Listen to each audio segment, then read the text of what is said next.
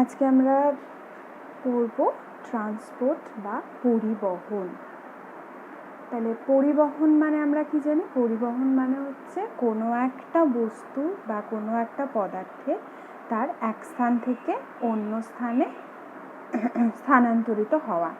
তো এখানে যদি আমরা উদ্ভিদের পরিবহন নিয়ে আলোচনা করি, তাহলে উদ্ভিদের ক্ষেত্রে উদ্ভিদের দেহে কি কি পদার্থ পরিবাহিত হয়? নাম্বার 1 হচ্ছে জল, যেটা উদ্ভিদ মূলরোম দ্বারা মাটি থেকে জল শোষণ করে। সেকেন্ড ওয়ান হচ্ছে জলের সাথে সাথে কি শোষণ করে? খনিজ লবণ শোষণ করে। 3 নম্বর কি? উদ্ভিদ দেহে আমরা জানি খাদ্য তৈরি হয়, তাহলে সেই খাদ্যটা তৈরি হওয়ার পর সেই খাদ্যটা সারা দেহে পরিবাহিত হওয়া দরকার। আর 4 হচ্ছে গ্যাসীয় পদার্থ বা গ্যাস। সেগুলো কি কি? অক্সিজেন বা কার্বন ডাইঅক্সাইড। মানে যে উদ্ভিদ দেহ যে পরিবেশ থেকে কার্বন ডাইঅক্সাইড গ্রহণ করে, তারপর সেটা সালোক সংশ্লেষ প্রক্রিয়ায় গৃহীত হয়ে অক্সিজেন তৈরি হয়। তো এই সমস্ত গ্যাসের পরিবহনও উদ্ভিদ দেহে দরকার। তাহলে উদ্ভিদ দেহে মেনলি এই 4টে জিনিসের পরিবহন নিয়ে আমরা ডিল করব। তাহলে এই 4টে পদার্থ উদ্ভিদ দেহে কোন কোন পদ্ধতিতে পরিবাহিত হয়, তাহলে সেটাকে আমরা কি বলবো? Modes of transport. Modes of transport বলতে কোন কোন পদ্ধতিতে উদ্ভিদ দেহে এই গোটা পরিবহন ব্যাপারটা, এই 4টে জিনিসের পরিবহনটা কোন কোন পদ্ধতিতে হয়। তো এটা বোঝার আগে আমরা দুটো এক্সাম্পল বুঝে নেব। একটা হচ্ছে, ধরো একটা ক্লাস 9-এর স্টুডেন্ট, সে ম্যাথামেটিক্স ভীষণ ভালোবাসে।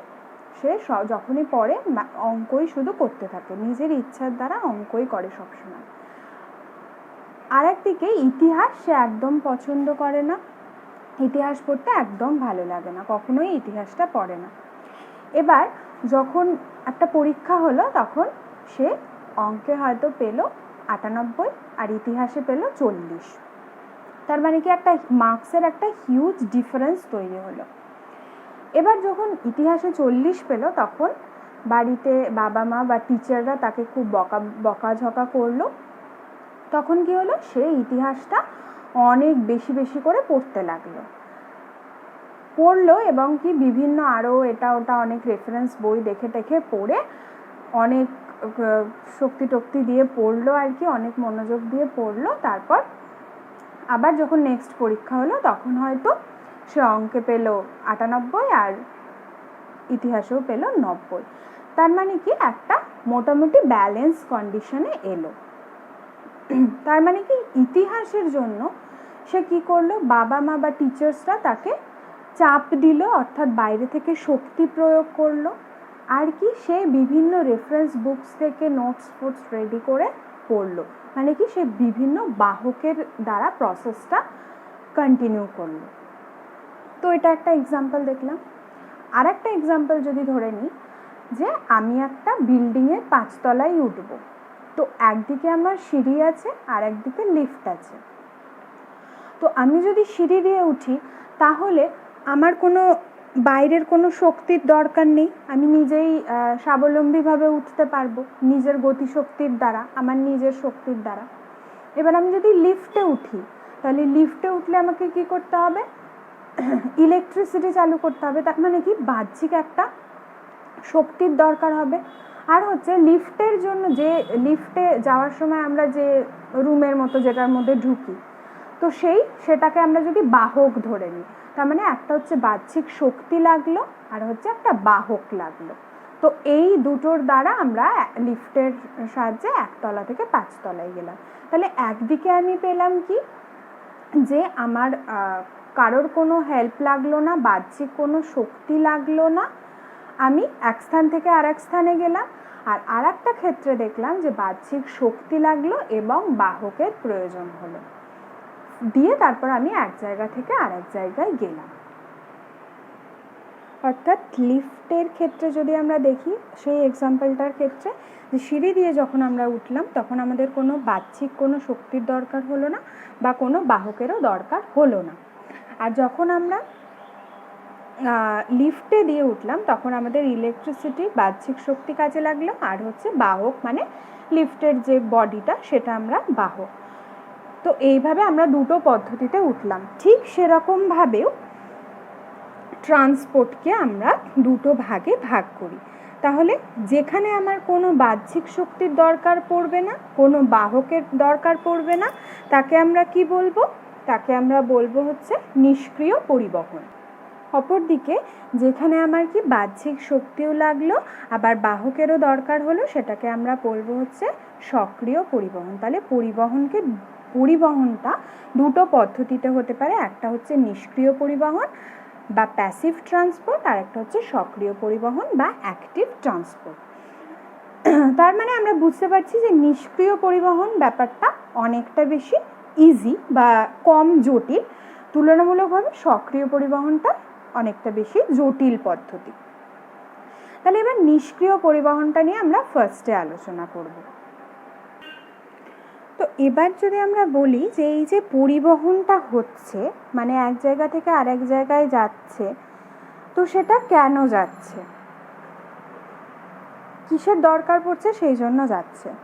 তো আমরা যদি এখানে কয়েকটা এক্সাম্পল বলি, ধরো এখানে একটা পদার্থ আছে সেটা হচ্ছে এ, আর এটার গায়ে লেগে আর একটা পদার্থ আছে সেটা হচ্ছে বি। তো এর টেম্পারেচারটা ধরলাম আমি 0 ডিগ্রি আর বি এর টেম্পারেচারটা 100 ডিগ্রি। তো এই দুটো পদার্থ যখন পাশাপাশি থাকবে, এটা 0 ডিগ্রি ঠান্ডা, এটা 100 ডিগ্রি মানে যথেষ্ট গরম।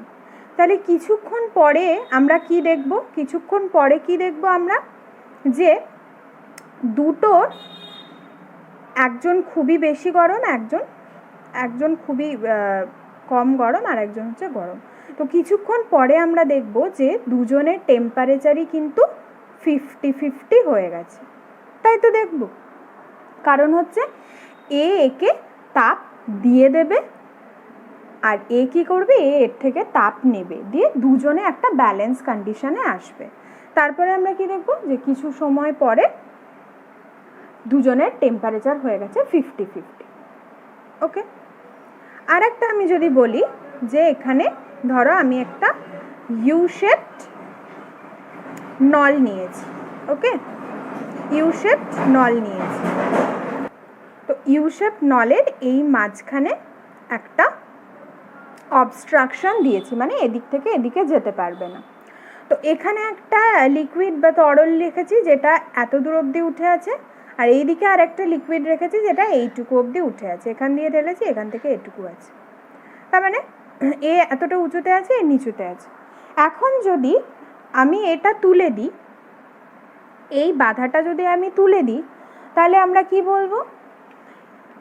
এখান থেকে লিকুইডটা এদিকে গিয়ে দুদিকেই কি করবে? ব্যালেন্স করবে, তাই তো, দুদিকে। তাহলে এই তরলটা কত দূর যাবে? যখন দুদিকে সমান হয়ে যাবে তখন কিন্তু লিকুইডটা আর যাবে না, ততক্ষণই যাবে যতক্ষণ ওদের মধ্যে ডিফারেন্সটা থাকে। তাহলে এই হলো। আর একটা এক্সাম্পল, ধরো এখানে একটা রুম আছে, তো রুমের মধ্যে এখানে আমি একটা ধূপকাঠি জ্বেলেছি। তাহলে ধূপকাঠি জ্বালার সঙ্গে সঙ্গে এটার চারপাশে কি ধূপের গন্ধটা অনেক বেশি ছড়িয়ে আছে। কিছুক্ষণ পর আমরা কি দেখব যে গোটা ঘরে কি হয়েছে? ধূপকাঠির গন্ধটা ছড়িয়ে পড়েছে, তাই তো। তার মানে এটা দেখলাম আমরা কঠিন মাধ্যম, এটা দেখলাম আমরা তরল মাধ্যম, আর এটা আমরা দেখলাম গ্যাসীয় মাধ্যম। অর্থাৎ তিনটে মাধ্যমেই কি হচ্ছে? আমার যেটাই হোক, পদার্থের অণু বা তরলের ক্ষেত্রে দ্রাবক, সেগুলো কি হচ্ছে? সেগুলো এক জায়গা থেকে আর এক জায়গায় পরিবাহিত হচ্ছে। তো এখন এই নিষ্ক্রিয় পরিবহনের জন্য আমরা আগেই জেনেছি যে কোনো শক্তিরও দরকার হয় না, কোনো বাহকেরও দরকার হয় না, তারা অণুগুলো নিজে নিজেই যেতে পারছে। এই যে আমরা দুটো পদার্থ পাশাপাশি রাখলাম, আমরা কি কোনো সাহায্য করিনি, তাও এরা দুজনে 50-50 হয়ে ব্যালেন্স করেছে। এখানে কি করেছি আমরা? যখন তরল দুটোর মাঝখানের বাধাটা সরিয়ে দিলাম, তখন কি হলো? তরল দুটো নিজেরাই সমান জায়গায় চলে এলো। এখানে কি হলো, আমরা একটা ধূপকাঠি জ্বাললাম, আমরা কি বলেছি যে ধূপকাঠির গন্ধ তুমি ছড়িয়ে পড়ো? তা বলিনি। তারা নিজেরাই নিজেদের ধর্ম দ্বারা এক জায়গা থেকে আরেক জায়গাতে করে একটা কি করছে, ব্যালেন্স করছে। তো আমি বলছি যে কেন এই পরিবহনটা দরকার, সেটার প্রশ্নের আনসারটা এখানে আছে। মানে কি দেখছি আমরা প্রত্যেকটা ক্ষেত্রেই পরিবহনের আগে কি হচ্ছে, একটা ডিফারেন্স থাকছে, একটা হিউজ ডিফারেন্স থাকছে। অর্থাৎ এখানে 0 ছিল 100 ছিল, মানে একটা হিউজ ডিফারেন্স ছিল। তো সেই ডিফারেন্সটাকে কমানোর জন্য বা সমান করার জন্য কি হলো, দুটোর মধ্যে ব্যালেন্স করার দরকার হলো। এখানে এই তরলটার উচ্চতা এতটা ছিল, এখানে এই তরলটার উচ্চতা এতটা ছিল। তারপর কি হলো, দুজনে সেই ডিফারেন্সটাকে বন্ধ করে একটা সমান জায়গায় এলো। এখানে কি ছিল, এই অঞ্চলের ঘনত্বটা অনেক বেশি ছিল আর এই অঞ্চলে অনেক কম ছিল। তারপর কি হলো, কিছু সময় পরে ব্যালেন্স কন্ডিশনে এলো।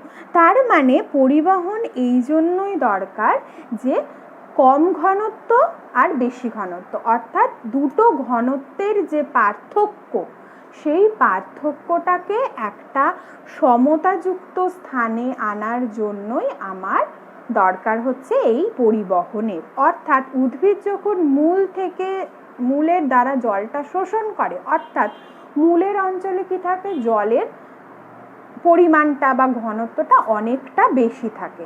তো সেই জলটা আর তখন কি হয়, একদম যে সবচেয়ে উঁচুর পাতাটা, সেখানে কোনো জল থাকে না। তাহলে সেই যে মূলে অনেক বেশি জল আছে আর পাতায় একদম জল নেই, এই যে ডিফারেন্সটা, এই ডিফারেন্সটাকে সমান করার জন্যই হচ্ছে জল নিচ থেকে ওপরে উঠছে। তাহলে এই যে কনসেন্ট্রেশনের পার্থক্য, সেই কনসেন্ট্রেশনের পার্থক্য বা কনসেন্ট্রেশন ডিফারেন্সকে সায়েন্সের ভাষাতে কি বলে, সেটাকে বলা হচ্ছে গ্রেডিয়েন্ট বা নতিমাত্রা। মানে এই যে একটার সাথে আর একটার পার্থক্য, কম ঘনত্ব বেশি ঘনত্ব, সেই জন্য কি হচ্ছে, বেশি ঘনত্ব থেকে কম ঘনত্বের দিকে এসে অণু বা পদার্থ পরিবাহিত হয়ে দুটো পদার্থকে ব্যালেন্স করছে। অর্থাৎ কি হলো, বেশি ঘনত্ব থেকে পদার্থ বা পদার্থের অণু যাই হোক, সেটা কি হবে, সবাই কম ঘনত্বের দিকে গিয়ে দুটোকেই কি করবে, সমঘনত্বে পরিণত করবে। তো এই হচ্ছে আমাদের কেন পরিবহন হয় সেটার কথা। এখন নিষ্ক্রিয় পরিবহন মেনলি হচ্ছে দুটো টাইপস। কি কি, একটা হচ্ছে ব্যাপন বা ডিফিউশন, আর একটা হচ্ছে অভিস্রবণ বা অসমোসিস। এখন ব্যাপন, তাহলে ব্যাপনের সংজ্ঞাতে আমরা কি বলতে পারি, নিষ্ক্রিয় পরিবহনের সংজ্ঞাতেই আমরা জেনেছি যে এটার জন্য কোনো শক্তির প্রয়োজন হয় না, কোনো বাহকের প্রয়োজন হয় না। তার মানে ব্যাপনের সংজ্ঞা হিসেবে আমরা কি বলতে পারি, যে ভৌত পদ্ধতিতে পদার্থের অণুগুলো নিজস্ব গতিশক্তির দ্বারা কোনো বাহ্যিক শক্তি বা কোনো বাহকের প্রয়োজন ছাড়াই এক স্থান থেকে আর এক স্থানে চলতে পারে, সেই পদ্ধতিকে বলা হচ্ছে ব্যাপন। তাহলে এই ব্যাপনটা বোঝা গেল। তাহলে ব্যাপনের কিছু বৈশিষ্ট্য যদি আমরা দেখি, তাহলে বৈশিষ্ট্যগুলো আমরা কি লিখব, তাহলে ব্যাপনের বৈশিষ্ট্যগুলো কি হচ্ছে, কঠিন তরল বা গ্যাস সব মাধ্যমেই ঘটে। আমরা আগের এক্সাম্পলে দেখলাম যে এখানে কঠিন তরল গ্যাস সব মাধ্যমেই ব্যাপনটা ঘটতে পারে। নেক্সট হচ্ছে যে বাহ্যিক বিপাকীয় কোনো শক্তির প্রয়োজন হয় না। থার্ড ওয়ান, যে পদার্থের অণুগুলোর নতিমাত্রার সপক্ষে, মানে সর্বদা বেশি ঘনত্ব থেকে কম ঘনত্বের দিকে পরিবাহিত হয়। আর লাস্টেরটা হচ্ছে যে বাহকের প্রয়োজন, লিখেছি এখানে যে হতে পারে নাও হতে পারে। মানে কি, আমরা আগে পড়েছি যে বাহকের প্রয়োজন হবে না, কিন্তু ব্যাপনের ক্ষেত্রে একটা কন্ডিশন আছে, সেটা পরে বলবো, যেখানে বাহকের প্রয়োজনও হতে পারে। তো এই হচ্ছে ব্যাপনের বৈশিষ্ট্য। ওকে, এবার এই যে ব্যাপন পদ্ধতিটা হবে, তো সেই ব্যাপন পদ্ধতির কয়েকটা প্রভাবক আছে, মানে যারা ব্যাপন পদ্ধতিটাকে প্রভাবিত করতে পারে, সেগুলো কি কি, তাহলে সবার প্রথমে হচ্ছে তাপমাত্রা। তাহলে তাপমাত্রা বাড়লেই কি হয় আমরা জানি, তাপমাত্রা বাড়লে পদার্থের যে অণুগুলো থাকে তাদের কাইনেটিক এনার্জি বেড়ে যায়, মানে গতিশক্তি বেড়ে যায়। তাহলে গতিশক্তি যদি বেড়ে যায় তাহলে ব্যাপনের হার কি হবে, বেড়ে যাবে। তার মানে তাপমাত্রা ব্যাপনের সাথে সমানুপাতিক, অর্থাৎ তাপমাত্রা বাড়লে ব্যাপনের হার বাড়বে। নেক্সট ওয়ান, পদার্থের অণুর আয়তন। মানে কোনো একটা, আমরা যদি স্বাভাবিক ইয়েতে দেখি, একটা রোগা মানুষ, একটা মোটা মানুষ। একটা রোগা মানুষ কি অনেক বেশি তাড়াতাড়ি ছুটতে পারবে, আর একজন মোটা মানুষ অত তাড়াতাড়ি ছুটতে পারবে না। তার মানে হচ্ছে যে পদার্থের অণুটা বড় সে ধীর গতিতে যাবে, আর যে পদার্থের অণুর আয়তনটা ছোট সে অনেক তাড়াতাড়ি যাবে। তার মানে কি হচ্ছে, পদার্থের অণুর আয়তনের সাথে ব্যাপনটা কি হচ্ছে, ব্যস্তানুপাতিক সম্পর্ক। মানে পদার্থের অণুর আয়তন যদি বাড়ে তাহলে ব্যাপনের হার কমবে, আর যদি পদার্থের অণুর আয়তন কমে তাহলে ব্যাপনের হার কি হবে, বাড়বে। নেক্সট কি আছে, দুটি অঞ্চলে পদার্থের ঘনত্বের গড়। মানে হচ্ছে দুটো অঞ্চলের মধ্যে ডিফারেন্স যত বেশি থাকবে তত তাড়াতাড়ি ব্যাপন হবে। মানে যদি একটার টেম্পারেচার 0 আর একটার 100 হয়, তাহলে তারা যত তাড়াতাড়ি টেম্পারেচারটাকে দুজন মিলে সমান করবে, তার থেকে যদি একটা 30 আর একটা 40 হয় তাহলে তারা মোটামুটি, মানে তাদের পার্থক্যটা খুব বেশি নেই, অর্থাৎ তাদের ব্যাপনের হার অনেকটা কম হবে। তার মানে পদার্থের ঘনত্বের গড়ের সাথে ব্যাপনের কি হচ্ছে, ব্যাপনের হারের ব্যস্তানুপাতিক সম্পর্ক। ঠিক আছে। আরেকটা কি হচ্ছে, পদার্থের আণবিক গুরুত্বের বর্গমূল। মানে যে পদার্থটা বড় হবে তার আণবিক গুরুত্ব বেশি, তো তার বর্গমূলটাও বেশি, তো সেই আণবিক গুরুত্বের বর্গমূলের সাথেও ব্যাপনের হারটা কি, ব্যস্তানুপাতিক। মানে হচ্ছে কোনো একটা ভারী পদার্থ যদি হয় তাহলে তার আণবিক গুরুত্ব যদি আমি ধরে নিলাম 64, তাহলে 64 তার বর্গমূল 8, তাহলে সেক্ষেত্রে তার মোটা পদার্থের বর্গমূলটা বেশি হবে। আর কোনো একটা ছোট পদার্থ তার আণবিক গুরুত্ব যদি 4 হয় তাহলে তার বর্গমূল হচ্ছে 2, তাহলে 2 আর ওখানে হচ্ছে 8। তার মানে যে পদার্থটা বড় বা যার আণবিক গুরুত্বটা বেশি তার ব্যাপনের হার কি হবে, কম হবে। তাহলে এইগুলো হচ্ছে ব্যাপনের যে প্রভাবকগুলো, মানে যে যে জিনিসগুলো ব্যাপনকে প্রভাবিত করে, তো সেগুলো হচ্ছে এগুলো। তাহলে এবার ব্যাপনের গুরুত্ব, মানে উদ্ভিদ দেহে এই যে ব্যাপন পদ্ধতিগুলো হচ্ছে, তাহলে উদ্ভিদ দেহে কী কী কারণে ব্যাপন পদ্ধতিগুলো হচ্ছে। তাহলে 1 নম্বরে কি হচ্ছে, প্রথমেই হচ্ছে যে উদ্ভিদ যে মাটি থেকে যে কৈশিক জলটা মূলরম দ্বারা শোষণ করে, তো মূলের মধ্যে যে জলটা শোষিত হয় সেই জলটাও হচ্ছে কি এই ব্যাপন পদ্ধতিতেই হচ্ছে। সেকেন্ড ওয়ান কি, তাহলে এটা একটা ব্যাপনের মেন গুরুত্ব উদ্ভিদ দেহে। দ্বিতীয় হচ্ছে যে এই যে অক্সিজেন কার্বন ডাইঅক্সাইড যে উদ্ভিদ দেহের যে বিভিন্ন গ্যাস, সেগুলো বিভিন্ন কলাকোষে, যে একটা কলাকোষ থেকে আর একটা কলাকোষে যে আদান প্রদান, সেটাও হচ্ছে এই ব্যাপন পদ্ধতিতে। তাহলে সেক্ষেত্রে আমরা কি বলবো, সেটা হচ্ছে গ্যাসীয় ব্যাপন। এই যে মাটির কৈশিক জলটা শোষণ হচ্ছে সেটা কি, তরল মাধ্যমে ব্যাপন। আর কি হচ্ছে, বাষ্পমোচন পদ্ধতিতে যে জলটা উদ্ভিদ দেহ থেকে বেরিয়ে যায় সেটাও কি হয়, ব্যাপন পদ্ধতিতে হয়। তার মানে কি হচ্ছে, এটা আমরা বলতে পারি গ্যাসীয় ব্যাপন। তাহলে আমরা ব্যাপনের গুরুত্বতে দেখলাম যে উদ্ভিদ দেহে কিন্তু কঠিন, তরল এবং গ্যাসীয় তিনটে মাধ্যমেই কি হয়, গ্যাসীয় ব্যাপন কিন্তু হতে পারে। কঠিন মাধ্যমে হচ্ছে না, এখানে তরল, এখানে গ্যাস, এখানেও গ্যাস। তার মানে হচ্ছে তিনটে মাধ্যমে ব্যাপনটা হতে পারে, সেটা আমরা বুঝতে পারলাম।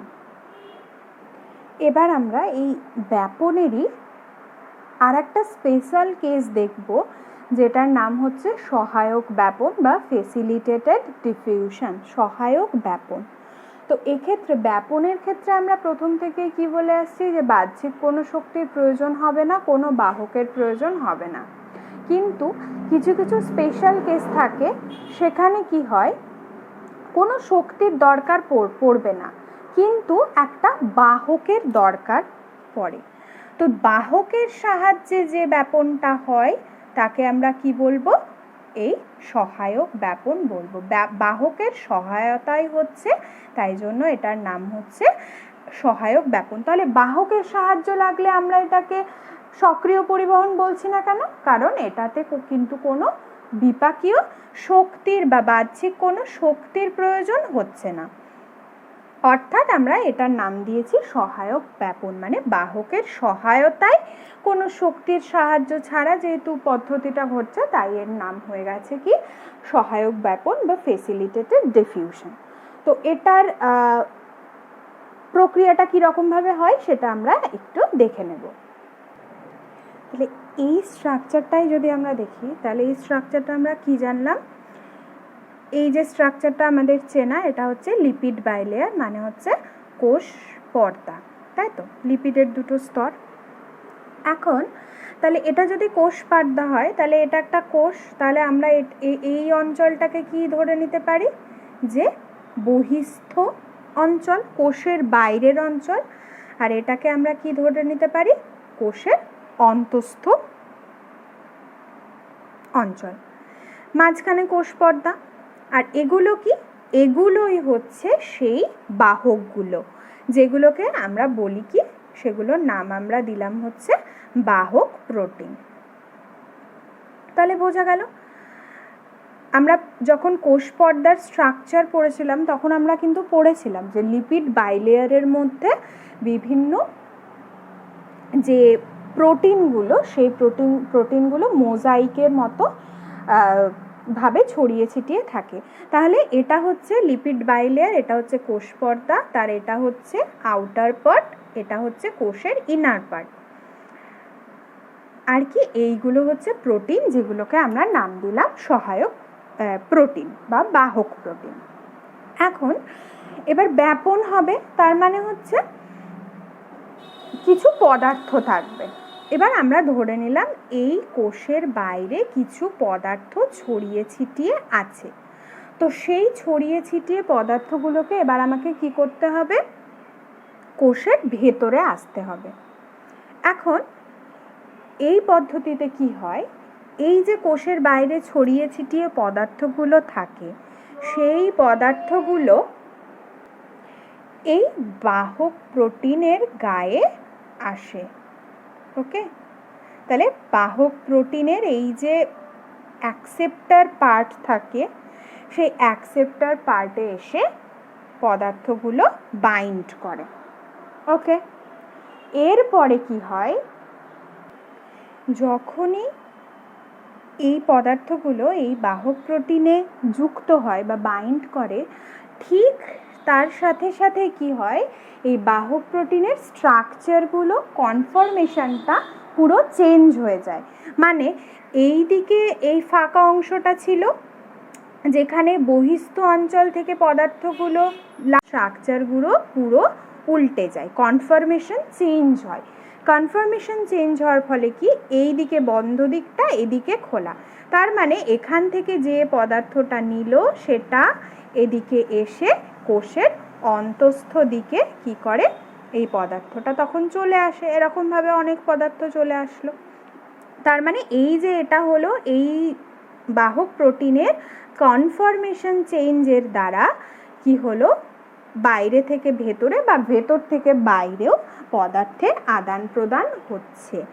তার মানে কি, এখানে কোনো বাহ্যিক কোনো শক্তির প্রয়োজন হলো না, কিন্তু কি প্রয়োজন হলো? বাহকের প্রয়োজন হলো।